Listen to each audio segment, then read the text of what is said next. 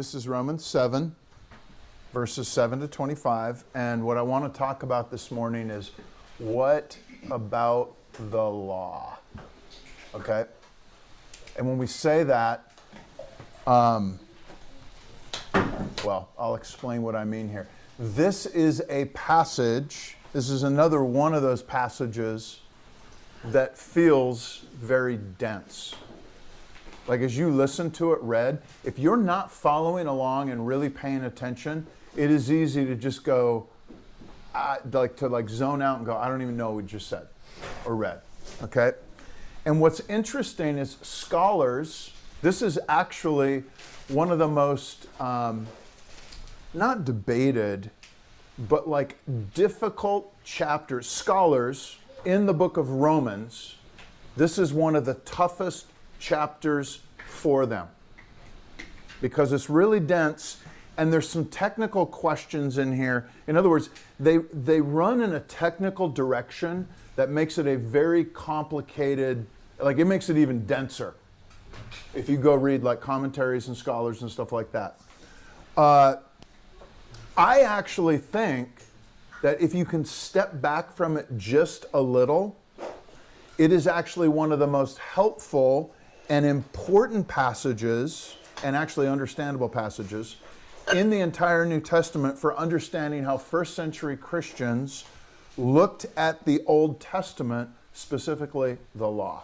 In other words, I actually think you can understand this, and the key is to, instead of zooming in and focusing on the disputed things that tend to be kind of really technical, it's to zoom back out just a little bit and to say, how about if we focus on the simple, obvious things that are fairly easy to understand?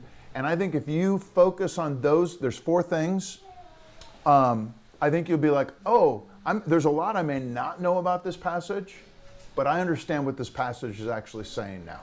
That's what I want to try to give you this morning. So here's the 4 things. Okay, first of all, what the law does. Second, what sin does. Third, what we do, and that's not quite right. It's really what we experience as a result of those first 2 things, what those 2 things do to us. Fourth, what the gospel does. So what the law does, what sin does, what we experience or what we do, what the gospel does. That makes sense? Write those 4 things down because there's a word that goes with each one. Okay, first of all, what does the law do? And the answer is, here's the word I want you to write down. It teaches. Okay? It reveals. The law reveals sin, but the law also reveals me for who I am.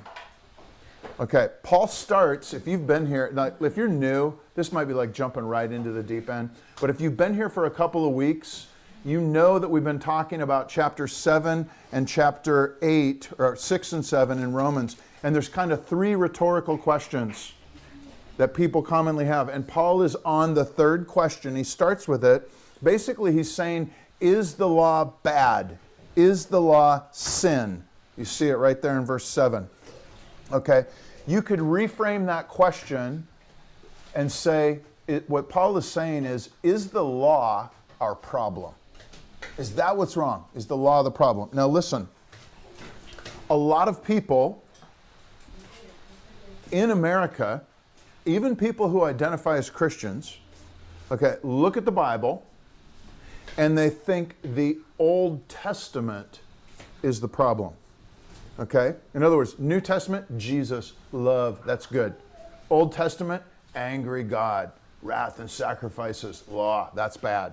In other words, a lot of people, particularly in America, even Christians, tend to look at the Old Testament, but they zoom in and they see this emphasis on rules, on commands, on the Mosaic law, and they would say, that's the problem. And some of them, this is what makes it tricky, okay, would actually say, and look, We know that the first century followers of Jesus, even Paul, didn't follow the law. Okay? When he talked to people, he said, no, you don't have to do that. I want to read you 2 verses from Acts. So if you keep your finger in Romans 7. But if you flip back to Acts chapter 13, this is Paul preaching. This is verse 38 and 39. He's preaching a sermon, okay? And he says this, he says, let it be known to you, therefore, brothers, that through this man, who's he talking about? Jesus, okay? Through this man, Jesus, forgiveness of sins is proclaimed to you. And by him, by Jesus, everyone who believes is freed from everything from which you could not be freed from by the law of Moses. Do you hear that? He's going, the law can't free you from things that have you in bondage. Therefore, it sounds like the law is bad, right? Okay, now flip over one page to Acts chapter 15, verse 10. Okay. This is Peter who's speaking. So when you got Paul and Peter, you got 2 big guns in early Christianity. All right? Peter says, why are you and they're having a debate on, do the Gentile believers need to keep the Old Testament Jewish law? And the answer is going to be no. But listen to what he says. Why are you putting God to the test by placing a yoke? What's a yoke?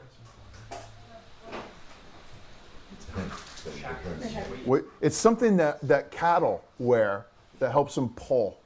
It's a burden, but it's how they till fields, okay? He says, why are you putting God to the test by placing a yoke, a burden, on the neck of the disciples that neither we nor our fathers have been able to bear? He's talking about the law. He's talking about the Old Testament rules. Now listen, both of those passages make it sound like Peter and Paul think there is a problem with the law, and there kind of is.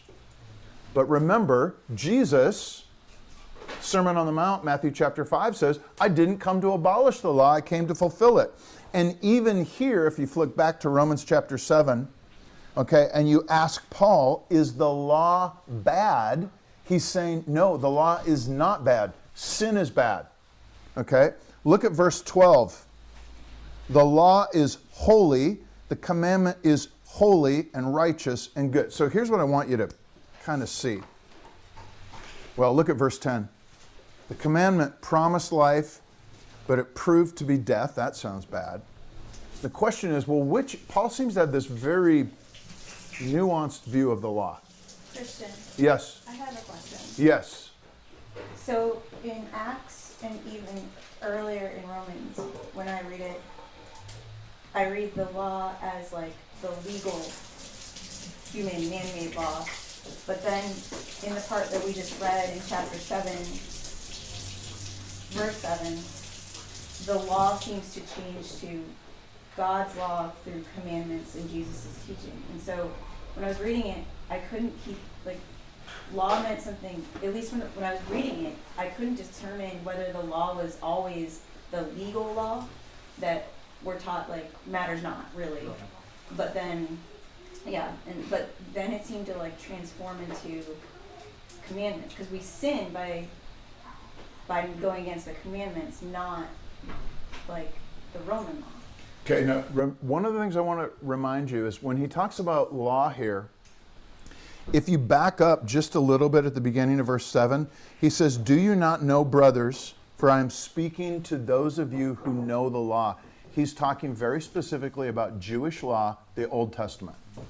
Okay? But the point that I'm going to make a little bit here, what Paul is saying about the Old Testament law of Moses, not just the 10 Commandments, but all the Old Testament law, he's actually going to make an argument about that holds true of any law or any standard. So he's speaking specifically, but in a way that is meant to be. So in other words, Somebody who says, oh, well, I'm not Jewish, but I have a moral code. He's like, great, I'm talking to you as well. So when you hear law here, you should think, because when he says, the law that says don't covet, he's specifically referring to the 10 Commandments in the Mosaic Law, okay? But he's talking about it in a way that it actually is going to refer to anyone or anything that looks to a moral code, okay? And so let me say a little bit more, and what I want you to keep thinking about is, does that actually help clarify what you're saying, or does it make it more confusing? And if it makes it more confusing, like raise your hand and ask. Does that make sense? Yes. Okay, but it's good that you're noticing that he's using this word in a flexible way. All right? Okay. So, first of all, there's a nuanced view of the law. All right, and the point that I want you to see here is he says the law is not bad, okay, but we need to understand, well, what does the law do? Now, before we do this, what I want to do is give you a really quick working definition of sin, because he says the law is sin, and he's going to reference sin in this passage a handful of times. So here's my working definition, and I'm pretty sure you haven't heard this one before. Sin, as Paul understands it, as the New Testament teaches it, it's not just doing bad things. I'm going to give you a slightly different definition. Okay? It actually means when you are your own captain. When you are like, I am the captain of my soul. Okay? In other words, when you insist on steering the ship, when you are your own captain, when you decide what's right, when you decide where you want to go, when you decide what will make you happy, when you rely on yourself to know what's best for you, when you trust in yourself to do what's required of you, you're trying to be the captain. Okay, and Christianity actually says that right there is the essence of sin. Okay? Now, that may be a new and different definition of sin than you've heard before, so if it is, just hold it for a second, and you'll see how I'm using it, okay? Now listen, when I use that metaphor, you're the captain of your ship, I'd be willing to bet that most of you can imagine being a captain on a ship, right? You've seen Pirates of the Caribbean, so you're like, you see yourself dressed like a captain, standing on the bridge, arg, all right? You can see yourself in that role. But if any one of us was suddenly plunked down on the real bridge of a real sailing ship, okay, with a real live first mate, okay, we would very quickly be exposed that we don't know how to be the captains of our ship.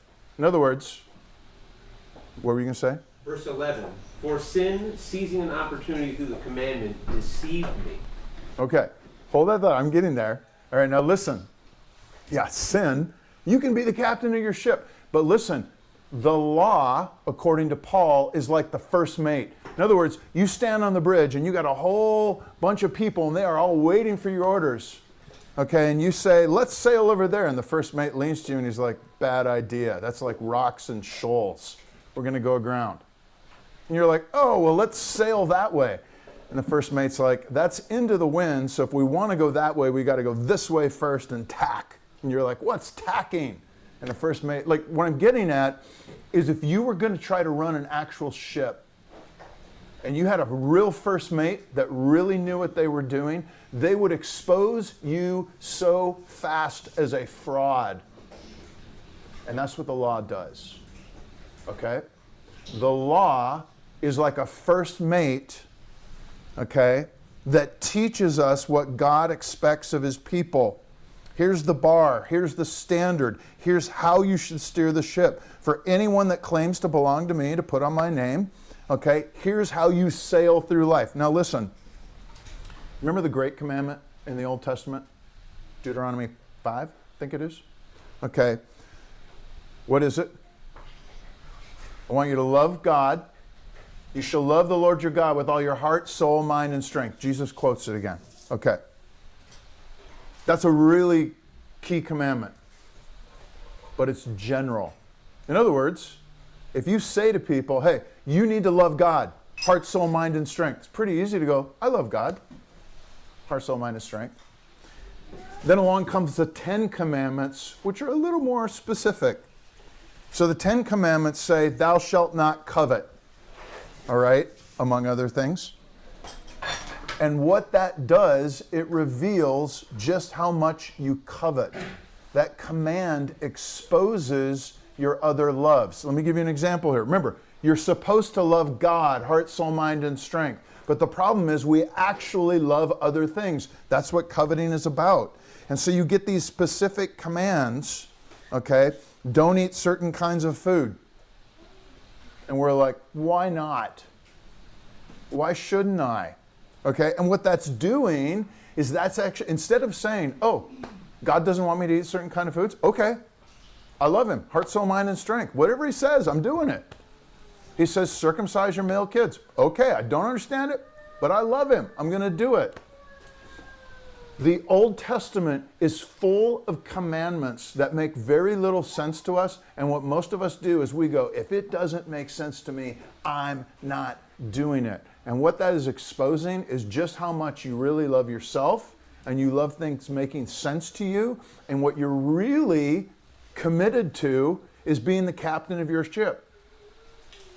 In other words, like, look, I'm fine with God as captain of my ship as long as he goes exactly where I think he ought to go and sails the way I think he ought to sail. And what Paul is saying is the Old Testament law is like a first mate that exposes just how much you don't know how to sail a ship. And you don't really see it until you start to live by it or try to.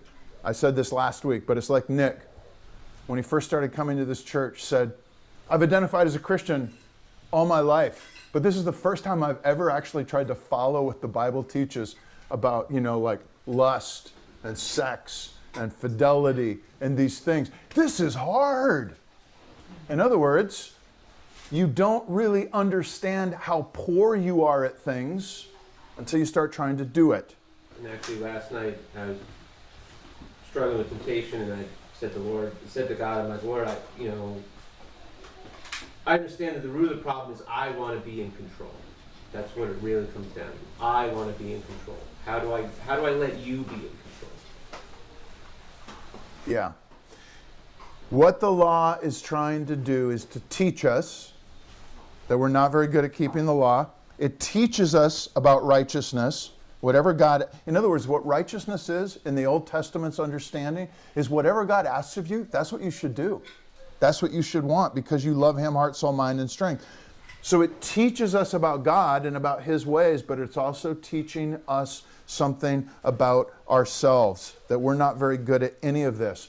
And Jesus comes along and he actually takes the Old Testament even a little bit further, and he says, listen, even if you get really good at doing all of the details, which is what the Jews had done. They had said, you know what? We're going to take this thing seriously. We're going to make a list of every single command, and we're going to make sure that we keep every single command. And he says, you're checking all the boxes, but your heart's not in it. And if your heart's not, you see what I'm saying? The commands are kind of this thing that's going, the real command is that you love God, heart, soul, mind, and strength. Okay. If you're not doing that, loving God with all your heart, soul, mind, and strength, you're missing the main thing. So that's what the law does. The law reveals, it teaches us about God, but it teaches us about ourselves. Now here's the second thing. What does sin do? Sin deceives. Okay? You could even say it more specifically. It entices, it deceives, it kills. I want to point out something. Paul here, this is really unusual. Paul does not talk about sin in this passage as if it's just like bad behavior. he actually talks about it like it's a living thing. It's alive. Okay? You can see this down in verse 11. Sin, seizing an opportunity through the commandment, deceived me and through it killed me. Do you hear that? It's like something, let me say it this way. When we sin, something comes alive that like deceives us, draws us deeper into sin, and then kills us. Very interesting image.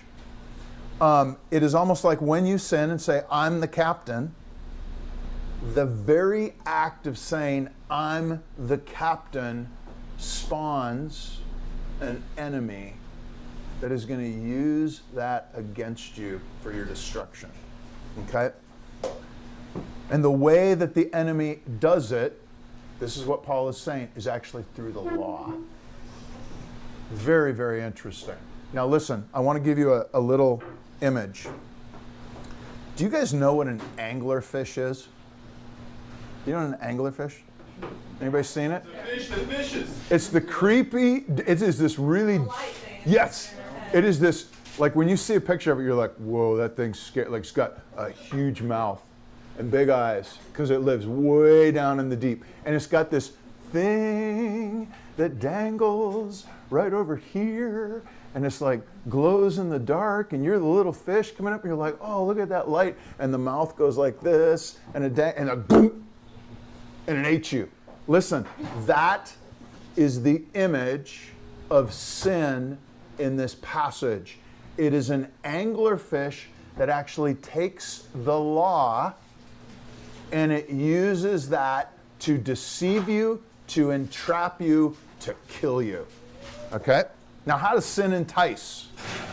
This is what I want you to think about. There's actually two ways.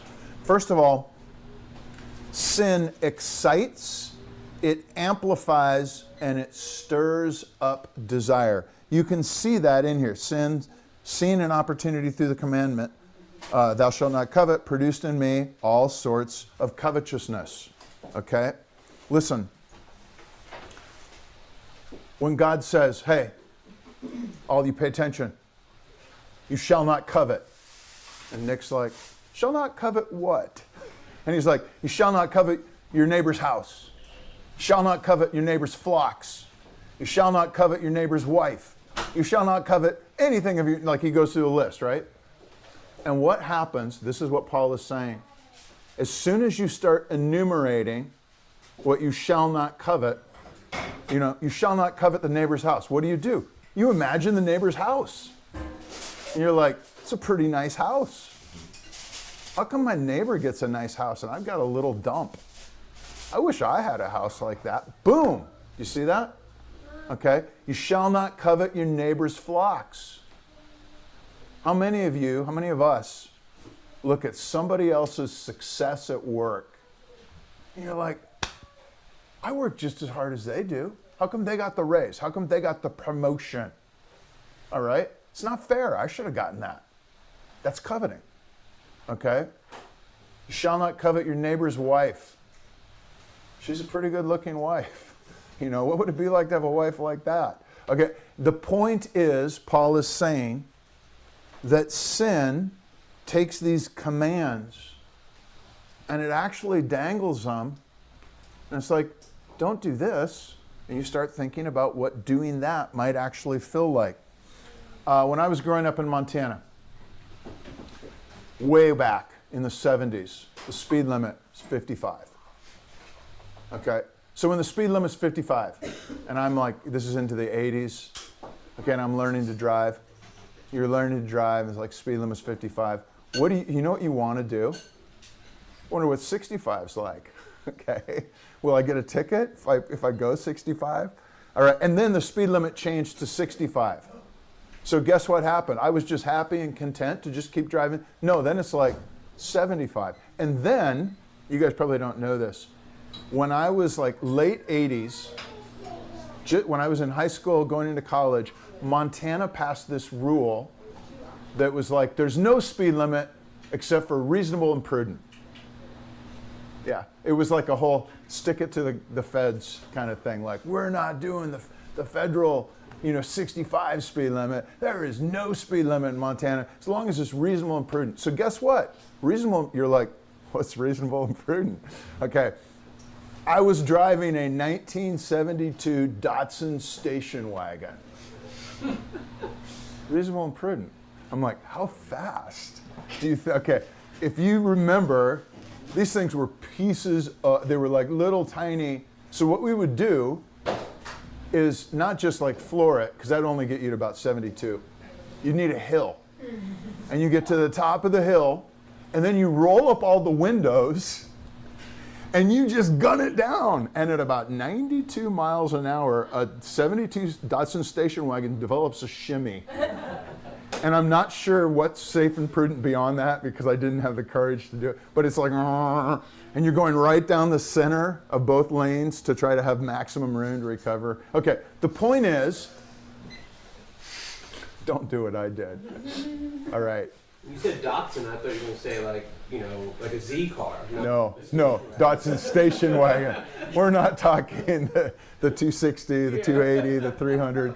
No, this was the 72 Datsuns. They barely had seatbelts in those things. That was like the new innovation. Okay, so we'd all like put on our seatbelts, roll up the window, and point it downhill. And anyway, here's the point. Whatever the limit is, we are always tempted to go beyond the limit. The law commands us, it restricts us in the direction of self. And sin lures us, it entices us in the direction of a little bit further, a little bit more me. Like, I want, why shouldn't I do this? That's what covetousness is, by the way. It's not being content with what I have, what God has given. It's imagining something more, it's wanting something more. It's saying, look, hey, there is something more. I'm going to do it. And Paul says, snap, gotcha. Okay, that's the first way sin entices, using the law. It makes you think beyond the law. But there's a second way that sin entices and deceives ourselves. The first way, which I just described, is basically the way of the younger brother. You remember the prodigal sons? The other brother is like, hey, listen, you should work hard, be devoted to your father, work for the family inheritance, don't go chase foreign women, spend your money on prostitutes. What does the younger son do? That. Okay, bankrupts himself. That way deceives you by saying these things are going to make you happy. More money, more sex, more partners, more power, more. Okay? That works like addiction. It never fills you up the way you thought it would. It always leaves you craving more. And eventually, prodigal sons come to their senses and go, what am I doing in this pigsty? Okay? But listen, there's a second way, and it's the way of the elder brother who stayed home and did everything the father asked. Okay? It's the way of less. If you just give up your desires, if you just do all the right things, if you keep all the rules, if you give, serve. Okay? Now, how can that be enticing? And the answer is this. You think, if I do all that, God has to bless me. You hear that? It's actually saying, if I go the way of less, if I sacrifice, if I serve, if I obey, if I keep the rules, if I do all of that, God has to bless me. And Paul is saying sin actually doesn't just entice you by making you think about like throwing off the rules. It also entices you by making you think that, hey, what if I could keep the rules? Look at verse 10. The very commandment that promised life proved to be death to me. For sin, in other words, this commandment says, hey, do this and you'll live. And sin goes, maybe you can actually do it. And it tempts you to think that you can be good enough, that you can keep the rules well enough, that you can follow God good enough, that you can actually be your own captain by I'll just do everything the first mate says. And it deceives you because you can't. All right? The way of less, the way of foregoing things, the way of keeping the law, that's religion. The way of throwing off the law, that's irreligion. Okay? Neither of those work. And what you so here's what Paul is saying is the sin fish, the angler fish, actually uses both of those lures, and they are like opposite lures. So what the fish does, he dangles the first one, which is like, man, wouldn't it be fun to do anything you wanted to do, Nick? You could just go, sex, drugs, rock and roll, woo, be a punk rocker. Okay, and you go do it, snap. Snap. And you get bit long enough, you start going, you know what, this isn't working. And then the anglerfish goes, you know what, maybe if you're really good and you just keep all the rules, God will love you, he'll have to bless you. And you fall into this trap of trying to perform. Snap. Paul is saying this fish knows how to get you coming or going, both sides. That's what sin does, and it's actually using the law as its bait. Okay, now listen. Everything I've just described to you, this response to law, it doesn't just, Jen, this is back to what you're saying. This does not just apply to Jews who are trying to keep the Old Testament law. This applies to humans anywhere under any religious system that's saying, here's the moral code. Live up to this code, you'll be good with God. Paul is going to say, oh, you think you're a Roman and you're going to live by Roman laws. He's like, it's not going to work. You're not going to be able to do it. Okay, you're not going to measure up. You're not actually going to be able to keep the very things you know you ought to keep. Okay, you're a Jew. You're not going to be able to do it. Okay? No matter what your moral system, this is where it kind of gets very, very applicable to a very wide range of things. From inside the system, whatever the religious system is, you're going to be tempted to throw off the rules. Okay? You can't really measure up. It's not going to give you life, so you're going to be tempted to throw it off. But outside the system, when the rules have been thrown off and you're your own captain, you're going to realize you're not very happy because you're not a very good captain. And you're going to be tempted to put the rules back on. And Paul is saying the problem is not the rules. Okay? The problem is sin. It's not the religious system. It's not the rules. The problem is sin. It's not like if you can just find the set of rules or find the right religion, then everything's going to work. He's saying you could jump religions, but every single religion has this code of who's in or who's out. So you can look across all different cultures, and what Paul is saying here actually the critique applies to Islam. Okay? You're going to see different people within Islam responding different way. And I don't know Islam very well, but I bet money that what I'm saying holds here. You see it in Judaism. You also see it in Christianity. There are some people that put Christianity on as if it's just a moral system. And Paul's going to go, you don't understand Christianity. Okay?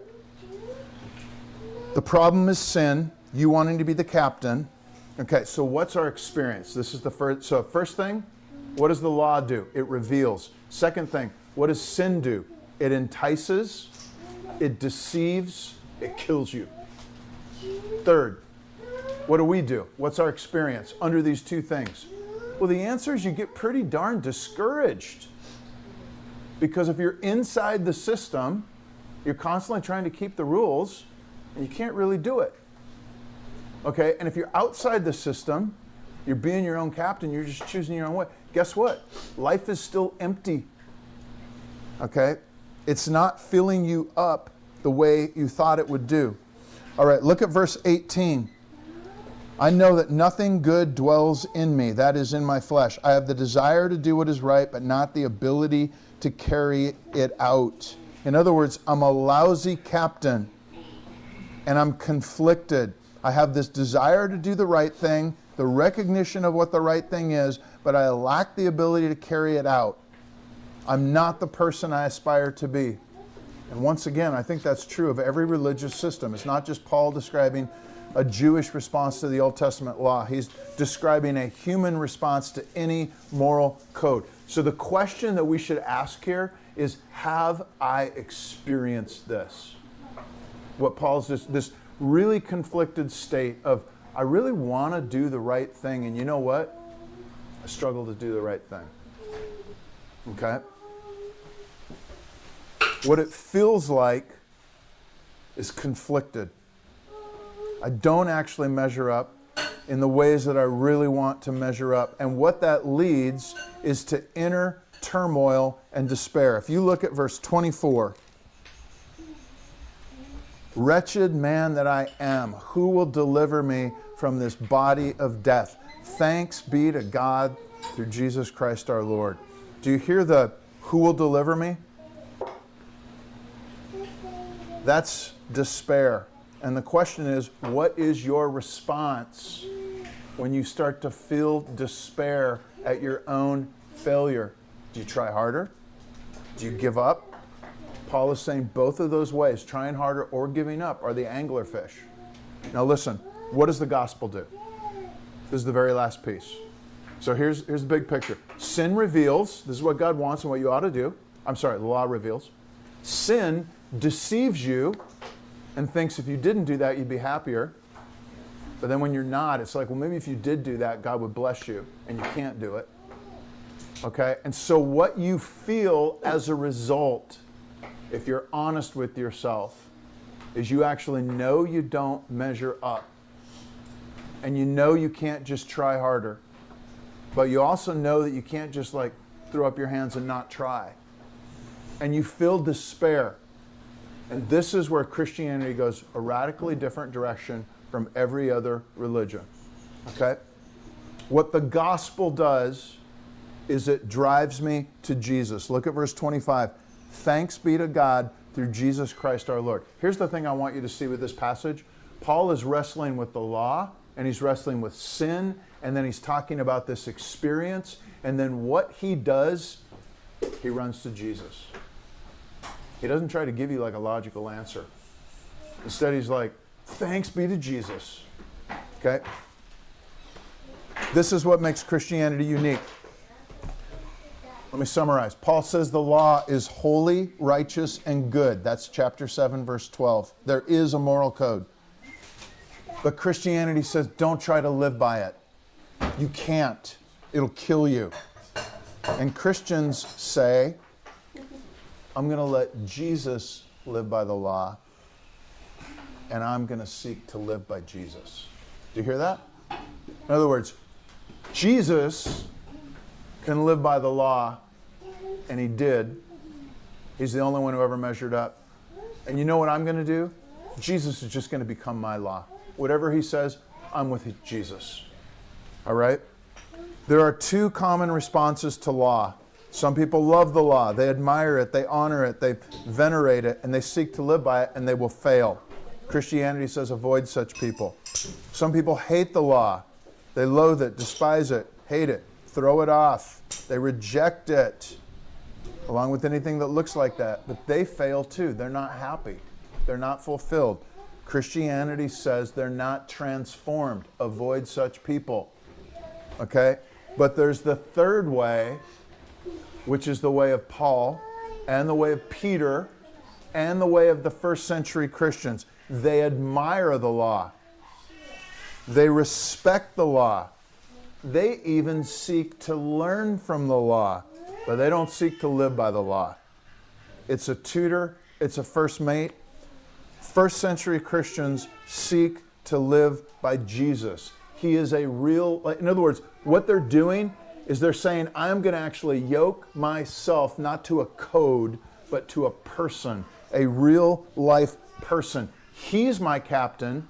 His word is my command, my law. Okay, and that's what makes Christianity unique. There is no other faith on the planet that when you say, what's your moral code, points to a person and says, put all your trust in that single individual. Even Buddha, when his disciples were talking to him and saying, like, you are so enlightened, he's like, don't put your confidence in me. You've got to do the work yourself. You've got to, in other words, Buddha is saying his enlightenment does nothing for his disciples. Christianity says Jesus' righteous keeping of the law somehow is transferred to his disciples. So they're putting their hope in his righteousness, not their own. Okay?